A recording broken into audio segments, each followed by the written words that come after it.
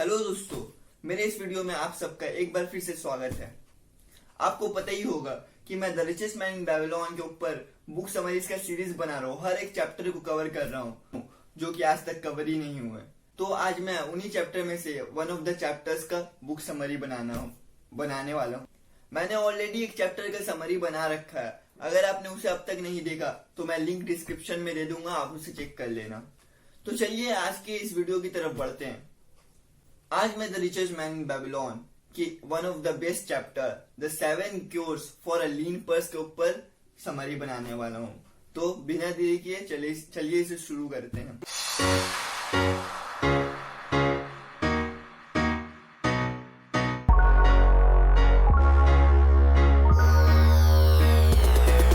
वक्त था जहाँ बेबीलोन में बहुत बेरोजगारी चल रही थी, क्योंकि वहाँ एक कंस्ट्रक्शन जितने भी काम थे वहाँ कंप्लीट हो चुके थे और अनएम्प्लॉयमेंट वहाँ पे बढ़ गया था।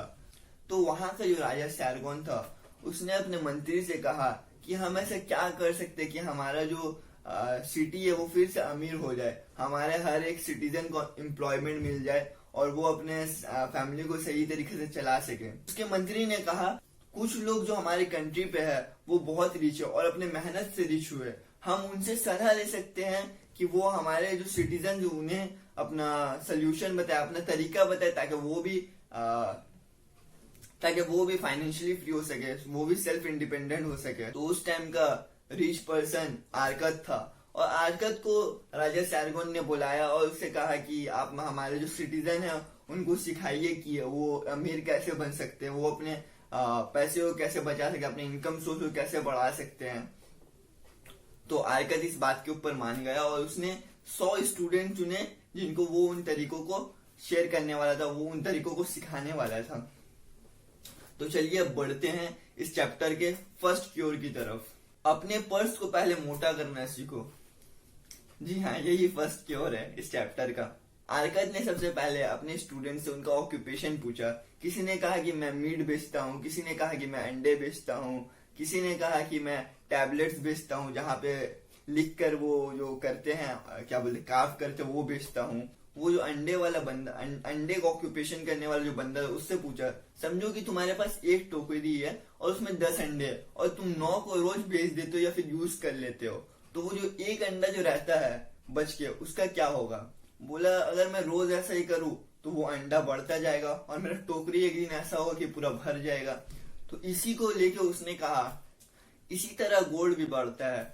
हमें अपना इनकम का 1/10 हिस्सा जो है, एक हिस्सा, छोटा सा हिस्सा हमेशा अपने पर्स में छोड़ देना चाहिए और उसे छूना भी नहीं चाहिए, ताकि वो दिन ब दिन बढ़ता जाए और कुछ दिन बाद ऐसा होगा कि वो पर्स जो रहेगा तुम्हारा वो मोटा हो जाएगा। जो कि आरकत का फर्स्ट प्रिंसिपल है कि पहले अपने पर्स को मोटा करो। जब तक तुम्हारा पर्स मोटा नहीं होगा, जब तक तुम्हारे 1/10 हिस्सा बढ़ते बढ़ते इतना पैसा नहीं हो जाएगा कि तुम्हारा कॉन्फिडेंस बढ़ जाए, तब तक तुम अमीर नहीं हो सकते।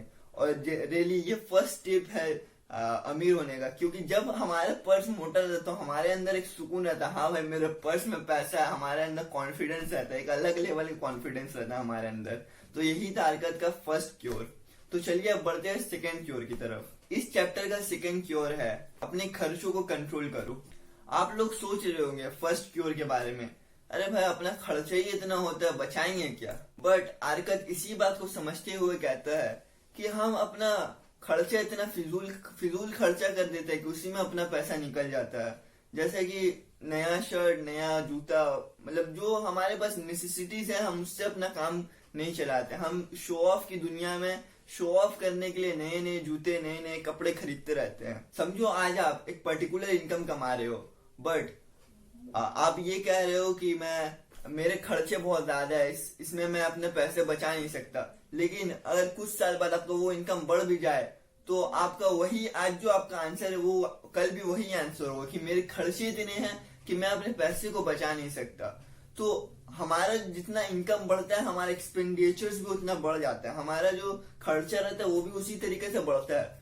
तो आजकल इसका सोल्यूशन बताता है अपने स्टूडेंट्स को कि अपने खर्चों को लिखो, अपने खर्चों को नोट डाउन करो और देखो कि तुम्हारा खर्चा कहाँ होता है और उसमें जो रियल नेसेसिटीज है तुम्हारा, जो तुम्हें सही में जरूरत है, उसको मतलब उसको उसमें सिर्फ खर्चा करो, और जो बाकी सब जो तुम्हारा एक्सपेंडिचर है, फालतू का फिजूल खर्चा, उसको काट दो उस लिस्ट से और उसमें खर्चे मत करो। इससे तुम्हारा अच्छा अमाउंट ऑफ इनकम बचेगा और तुम अपने पैसे को सेव कर पाओगे। द थर्ड क्योर, उस गोल्ड, उस इनकम को जिसको तुमने बचाया है उसको मल्टीप्लाई होने दो।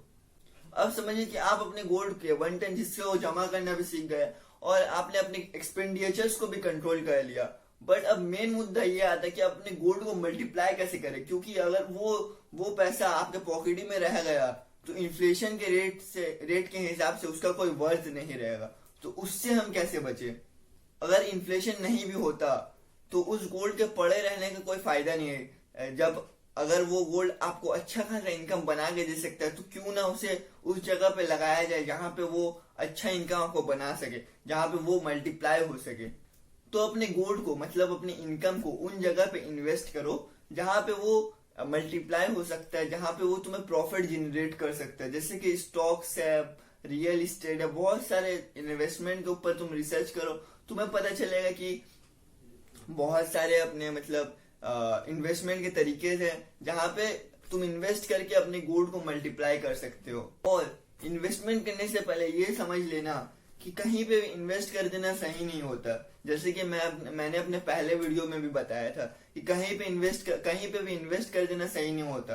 कहीं पे भी इन्वेस्ट करो तो वहां का जो एक्सपर्ट है उससे सलाह लो, उससे सीखो और उसके बाद उस जगह पे जाओ और इन्वेस्ट करो। जैसा कि आरकत का सेकंड इन्वेस्टमेंट, फर्स्ट इन्वेस्टमेंट में आरकत ने लॉस खाया है इसी वजह से, क्योंकि वो सही जगह पे इन्वेस्ट नहीं किया था। उसने गलत आदमी का सलाह लेके गलत जगह इन्वेस्ट कर दिया था।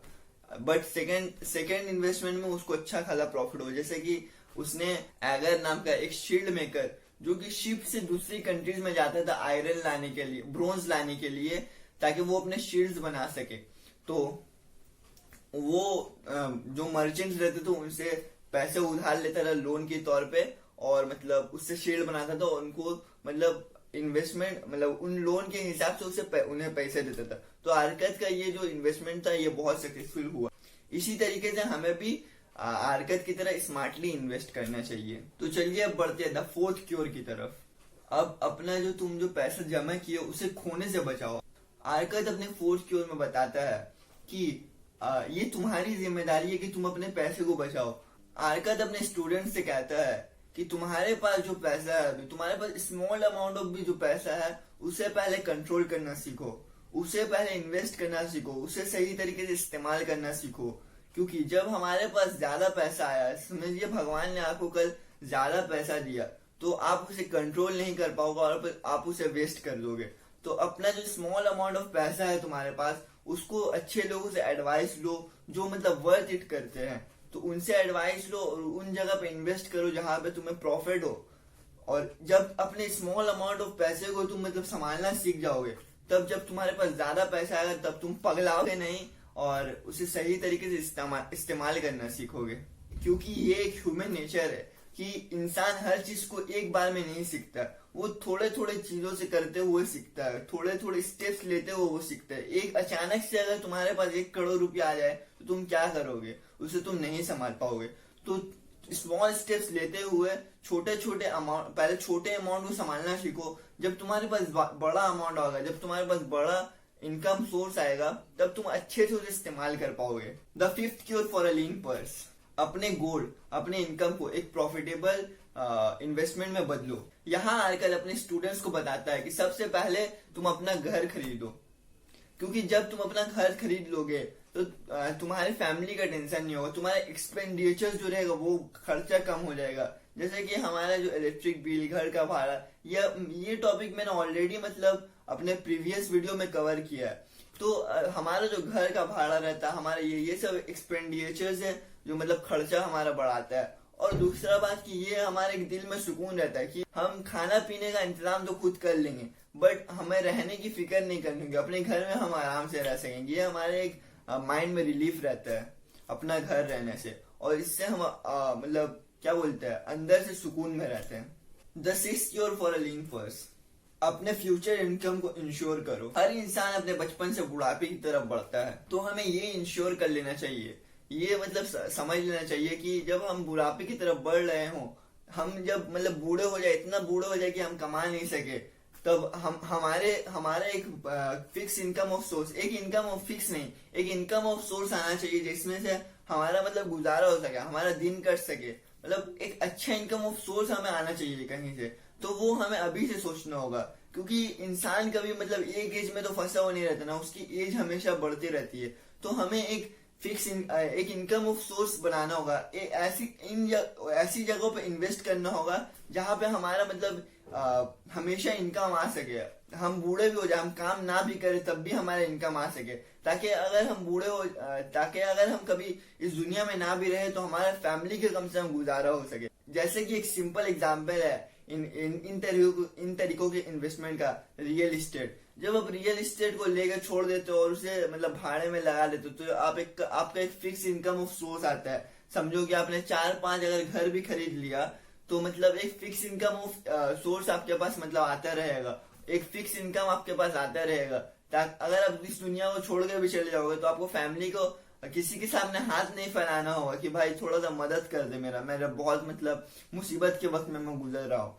तो ऐसा इनकम ऑफ सोर्स बनाओ कि मतलब तुम मर भी जाओ, तुम्हें कुछ हो भी जाए तो तुम्हारे फैमिली को भी कभी मतलब किसी के ऊपर डिपेंड ना होना पड़े, या फिर तुम अगर बच के भी रहो, तुम जिंदा भी रहो, तो मतलब तुम्हें काम ना करना पड़े, तुम्हारे ऐसे हालात आ जाए कि तुम्हें काम नहीं कर सकते, तब भी तुम्हारा वो इनकम ऑफ सोर्स तुम्हारे पास आता रहे। 7 cures for a lean person. अपने कमाने की एबिलिटी को बढ़ाओ। यहाँ आकर अपने स्टूडेंट्स को बताता है कि तुम तुम्हारा सबसे बड़ा एसेट हो, और तुम्हारी काबिलियत के हिसाब से लोग तुम्हें जज करते, लोग तुम्हें पैसा देते। इससे मैं अग्री करता हूँ, क्योंकि देखिए जब तक हम खुद को इम्प्रूव ना करेंगे तब तक हम कुछ नहीं अचीव कर पाएंगे। अपने इनकम को बढ़ाने के लिए हमें अपने स्किल्स को इम्प्रूव करना होगा। हम जिस भी फील्ड में है, हमें उस फील्ड का अच्छे से नॉलेज होना चाहिए, ताकि जब मतलब कोई भी मतलब आए, जैसे समझिए आप कहीं पे जॉब ही कर रहे हैं और आप अपने जो चीज है उसमें मतलब एक्सपर्ट है, और रोज अपने आप को उस चीज में इम्प्रूव करते रहते हैं। हर नया चीज जो उस फील्ड में आता है आप उसे जानते हैं, तो वो जो आपका जो कंपनी का जहां पे भी आप जॉब कर रहे हैं वो आप ही को सबसे ज्यादा प्रेफर करेगा किसी और के ऊपर। और अगर आप कहीं पे मतलब उस जॉब को अगर छोड़ने भी जा रहे हो, तो वो कंपनी आपको ज्यादा पैसा ऑफर करेगी कि आप उस कंपनी में रहो, क्योंकि आप उस चीज में एकदम डीपली घुसे हुए हो और उसको मतलब अच्छे से जानते हो, और आप अपने काम को अच्छे से करते हो।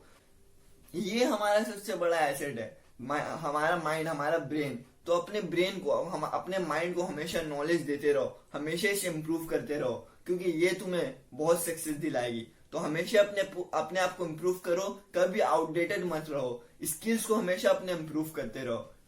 तो आज का ये बुक समरी यहीं पे खत्म होता है। मैं होप करता हूँ कि मेरा ये बुक समरी आपको पसंद आया होगा। अगर मेरा ये बुक समरी आपको पसंद है तो लाइक कीजिए, सब्सक्राइब कीजिए, और बेल आइकन को बजाना मत भूलिएगा। और एक बात, अगर आप मेरे इस बुक के रिव्यू को देखना चाहते हैं तो ऊपर वाली वीडियो को देखिए। और मैं इस बुक का, जैसे मैंने आपको कहा था, मैंने इस बुक का ऑलरेडी एक समरी बना चुका हूँ, द 5 लॉज ऑफ गोल्ड। अगर आप वो वीडियो देखना चाहते हैं तो नीचे वाली वीडियो देखिए। और थैंक यू फॉर वॉचिंग, और याद से सब्सक्राइब करके जाना।